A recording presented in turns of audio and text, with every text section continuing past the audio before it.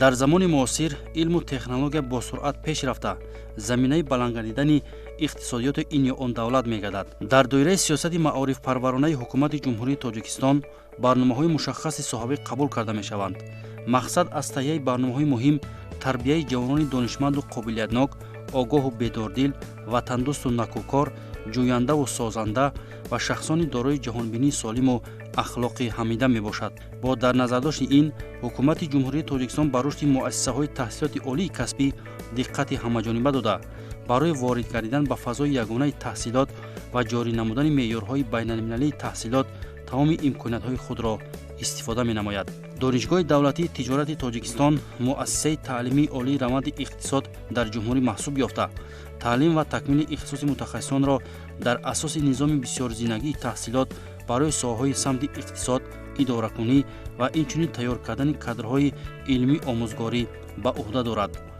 имрӯзҳо дар донишгоҳи давлатии тиҷорати тоҷикистон бо мақсади таъмин кардани эҳтиёҷоти воқеии соҳаҳои гуногуни иқтисоди миллӣ мутахассисони соҳибкасб тайёр карда мешавад.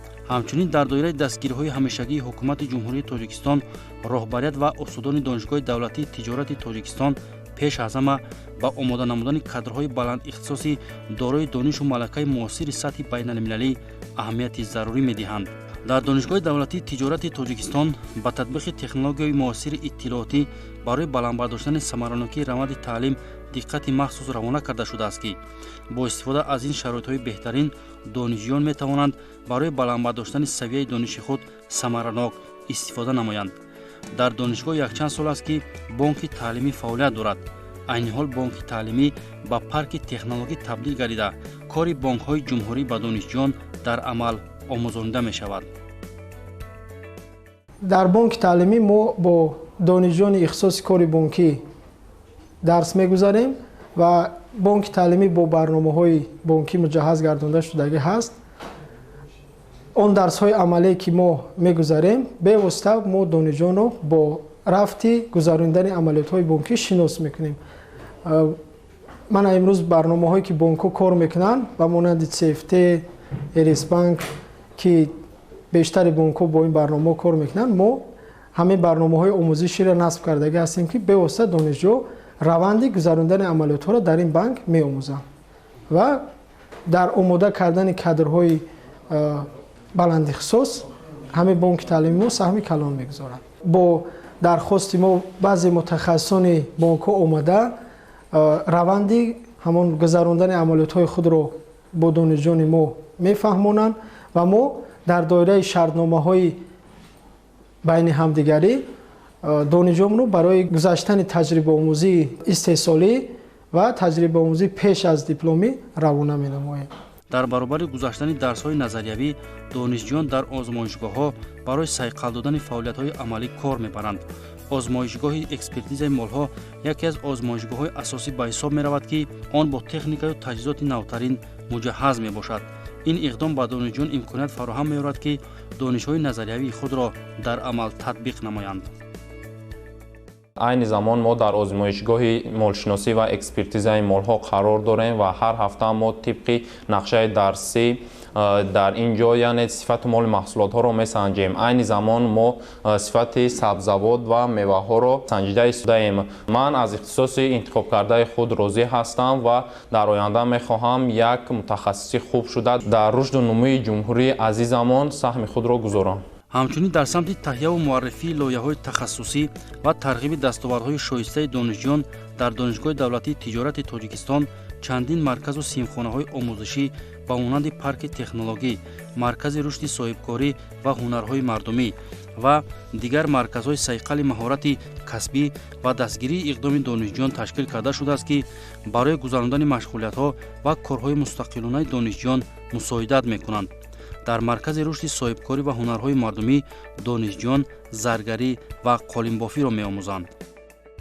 бо ибтикори пешвои муаззами мо дар даврони истиқлолият он ҳунарҳои мардумӣ, он расму оини қадимаи миллии тоҷик ки бо сабабҳои гуногун баъзеи онҳо аз байн рафта буданд дубора иҳьё гардид ва донишгоҳи давлатии тиҷорати тоҷикистон тасмим гирифт ки дар донишгоҳ як марказе таъсис диҳад, маркази яъне рушди соҳибкорӣ ва ҳунарҳои мардумӣ.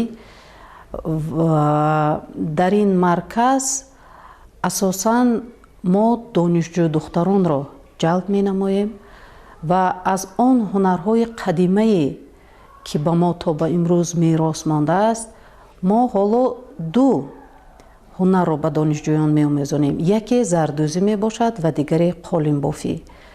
хуб, чӣ тавре ки дар ин ҷо мебинед, дар ин марказ он маҳсули дасти донишҷӯён ба намоиш гузошта шудааст ва мақсад як чӣ аст? мақсад иҳьё намудани ана ҳамин ҳунарҳои мардумӣ ва барқарор намудани мактаби устоду шогирдро ки ба воситаи ана ҳамин мактаб мо метавонем имрӯз донишҷӯ духтаронро, ҷавононро дар рӯҳияи меҳанпарастӣ, дар рӯҳияи қадр кардан ва ҳифз намудани анамин анъанаву меросу ва умуман давлати абарқудрати тоҷики худро. дар шароити имрӯзаи ҷаҳонишавӣ комёбию дастоварҳои ин ё он муассисаи таълимӣ дар самти баландбардоштани сатҳу сифати таҳсилот ин мавҷуд будани заминаи моддию техникии муосир мебошад. омода кардани кадрҳои илмӣ ва илми педагогӣ яке аз самтҳои афзалиятноки фаъолияти донишгоҳ ба ҳисоб рафта, тавассути зинаҳои магистратура, докторантура аз рӯи ихтисоси PhD, аспирантура, унвонҷӯ амалӣ карда мешавад. ҳамчунин дар донишгоҳи давлатии тиҷорати Тоҷикистон ду шӯрои диссертатсионӣ амал мекунанд ки фаъолияти назаррас доранд. бояд қайд намуд ки дар баробари корҳои таълимӣ тарбиявӣ дар донишгоҳ мавқеи илм ё масъалаи илм дар мадди аввал меистад. донишгоҳи давлатии тиҷорати Тоҷикистон ҳамчун муассисаи таҳсилоти олии касбӣ дар донишгоҳ вобаста ба масъалаи илм айни ҳол ду шӯрои диссертатсионӣ амал мекунад.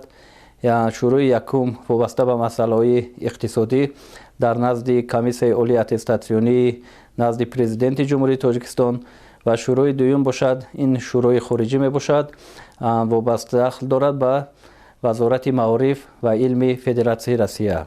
дар шӯроҳои мазкур асан мутахассисон аз рӯи равияҳои иқтисодӣ тайёр карда мешаванд.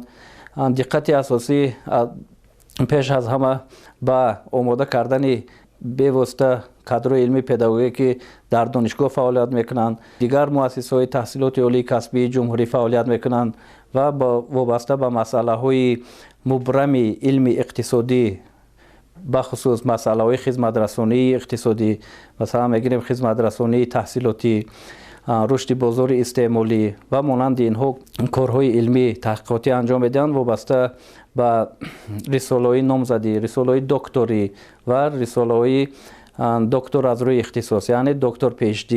дар ин шӯроҳо бо муваффақият ҳимоя мекунанд ва потенсиали илмӣ педагогии ҷумҳурии Тоҷикистон бахусус донишгоҳро аз ин ҳисоб мо ғанӣ мегардонем. дар донишгоҳ дурнамои корҳои илмии тадқиқотӣ аз ҷониби шӯрои олимон тасдиқ карда шудааст.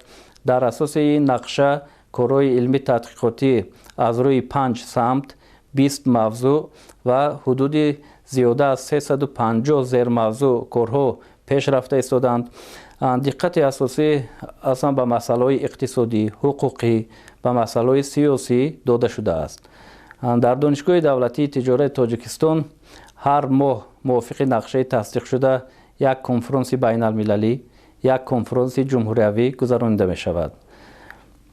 потенсиали илмии донишгоҳ аз нигоҳи таъмин будани он бо кадрҳои илмии педагогӣ ба талаботҳои муқаррар намудаи қонунгузорӣ ҷавобгӯ мебошад. айни ҳол дар донишгоҳ зиёда аз 20 доктори илмҳо аз ҷумла илмҳои иқтисодӣ, илмҳои ҳуқуқшиносӣ ва ҳудуди зиёда аз 120 номзадони илм вобаста ба соҳаҳои гуногун ба донишҷӯён таълим медиҳанд. густариши робитаҳои байналмилалӣ самти афзалиятноки рушди стратегии донишгоҳ ба ҳисоб меравад.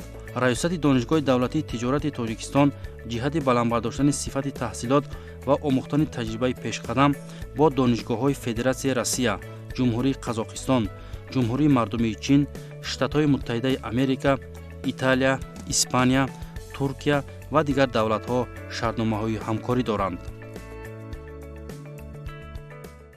донишгоҳи давлатии тиҷорати тоҷикистон зиёда бо 50 донишгоҳҳои хориҷи кишвар ҳамкориҳои самаранока ба роҳ монда истодааст. хуб, дар зери ин ҳамкориҳо мо ҳамасола бо донишгоҳҳои хориҷи кишвар аз ҷумла бо донишгоҳи Федератсияи Россия зиёда бо 10 донишгоҳи Федератсияи Россия мо ҳамкорӣ дорем.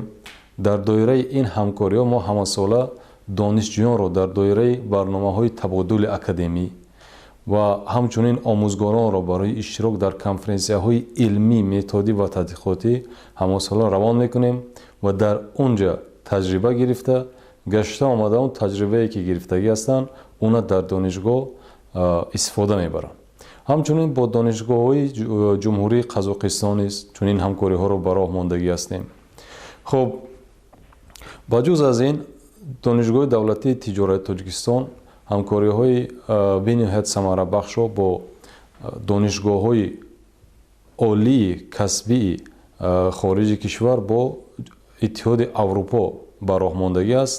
аз ҷумла мо ҳамкорӣ дорем бо донишгоҳҳои шоигарии Испания, бо донишгоҳҳои ҷумҳурии Италия, бо донишгоҳҳои ҷумҳурии Туркия, бо донишгоҳҳои ҷумҳурии Булғористон, бо донишгоҳҳои Сербия, бо донишгоҳҳои ҷумҳурии Арманистон ва бо дигар давлатҳо ҳамкориҳои дуҷонибаро ба роҳ мондагӣ ҳастем.